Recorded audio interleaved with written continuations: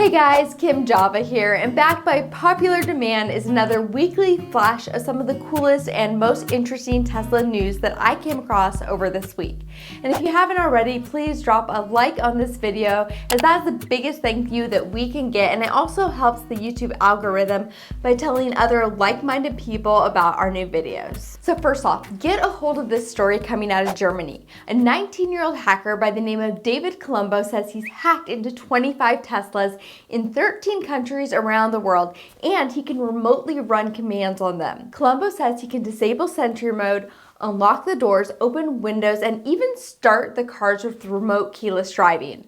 All of this without the owner's knowledge, of course. And he says he can also see the car's exact location.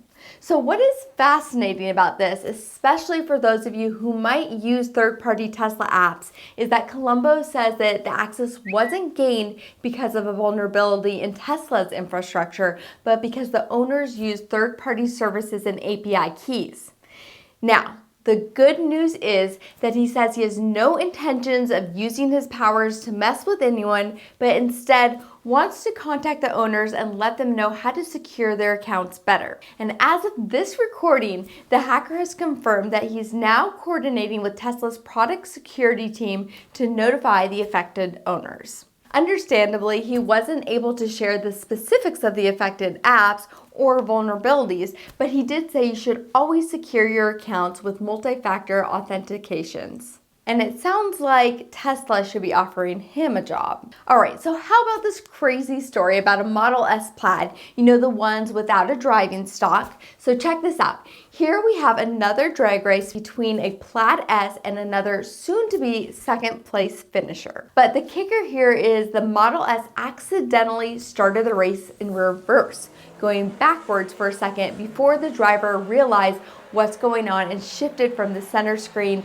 back into drive. So of course, when the S was put back into drive with a 0 to 60 under 2 seconds, it had no problems catching the Chevy diesel truck in a quarter-mile race. So if you already know about the stockless Model S, then you already know what happened here. So the car auto shift feature assumed going backwards was the direction the car wanted to go, so it automatically shifted to reverse without the driver noticing it. You might remember it was about a year ago when we all heard about the stockless driving of the Model S and X when Elon tweeted, quote, "No more stocks. Car guesses drive direction based on what obstacles it sees, context, and navigation map. You can override on touchscreen."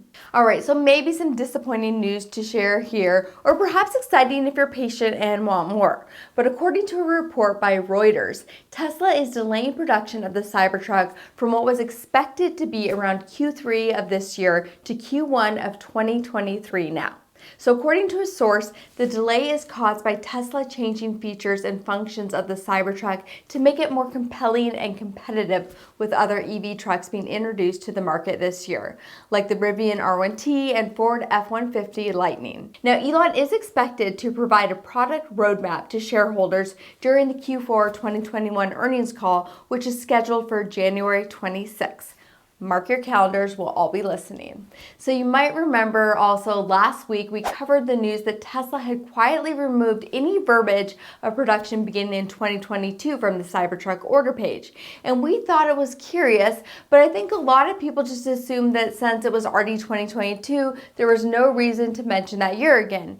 Now, last month during an interview, Cybertruck's going to be an incredible product. I think it's maybe our best product ever, and I think it probably will be. It has a lot of new technology, so it's a hard car to make. But it will be awesome. But we're aiming for volume production in 2023.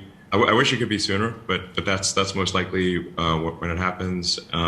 It'll be something really special, like just one of those kind of rare products that happens once in a while. That's really special. So maybe there's still a chance we see a few employee-owned Cybertrucks on the road later this year, but it's looking more and more likely that 2023 is the year when most of us will finally get to see the Cybertruck in the flesh. One of my favorite stories this week has to be this one from a Tesla owner who took it upon himself to create a concept V11 UI software on his tablet to show you how Tesla might be able to fine-tune V11 to make it more user-friendly and customizable. So many of the gripes had to do with the seat heaters, the wipers, and other features that just seemed to be buried a bit in the menu. So Delete Design created this mock-up and even got it into his car. So I'm going to let you guys watch this for yourself, and I want you to let me know down below what you think of this sort of visualization. Thinking if we were to tap and hold on this, what if we could add settings down here to the bottom?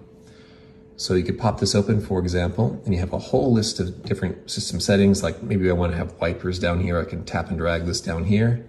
Now I've got a shortcut to it. Maybe I want to control like fan speed. So I can come here, I can say, let's see, increase fan speed, drag you down there. Maybe set fan speed to 0, pop it in between there. So now I've got quick and easy access to these shortcuts in my bottom bar. With a single tap. I don't have to dig through any menus. They're just there on the surface. And if I'm driving along, I tap on them, I get a little notification here letting me know which command was received. And lastly, we came across this story of not just one, but several Tesla owners who have rigged up their cars with GPUs and tethered machines like the Bitmain Antminer to their Tesla's internal computers to mine as much as $800 a month of Ethereum. One of the owners did say that doing this with his 2018 Model 3 does void his warranty, but quote, it's worth it, given he's making tens of thousands of dollars per year doing it. He was actually one of the Tesla OG YouTubers, along with Bjorn Nyland and ourselves, that were making Tesla videos that go back all the way to pre-2016. He said he's leveraging the Bitmain Antminer and has tied it directly to his Model S battery to mine Bitcoin, using the onboard browser and the car's internal firmware.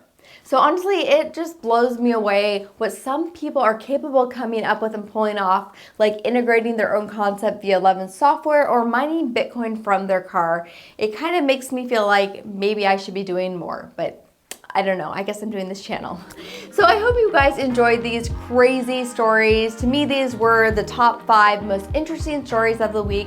Let me know in the comments below if you like these and if there's any other stories that caught your attention this week. And we really appreciate you guys watching our videos. And again, make sure you give it a like and you're subscribed to our channel, and we will see you guys next time.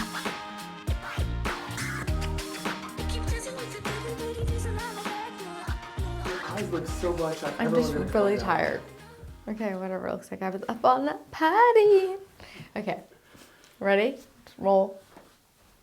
I'm good. The more you wait, the more I'm gonna yawn. So if you haven't already, please drop a line. Drop a line? Really, I have not been partying. One of the owners did say that doing this with his 218 Landon. I know. It's so distracting. I know. I can't believe he did that. There's a Hawks game going on downstairs that our 10-year-old is watching, who's also just started a podcast, Hawk Talk. I'm going to plug it. Go check it out. But he's down there screaming because something really good just happened in the game. Land it. Don't do that again, sweetie. Kids don't have them. Stay quiet. We're working. Look who's in the background. Look who's in the background. Yay! Give me attention. Yay!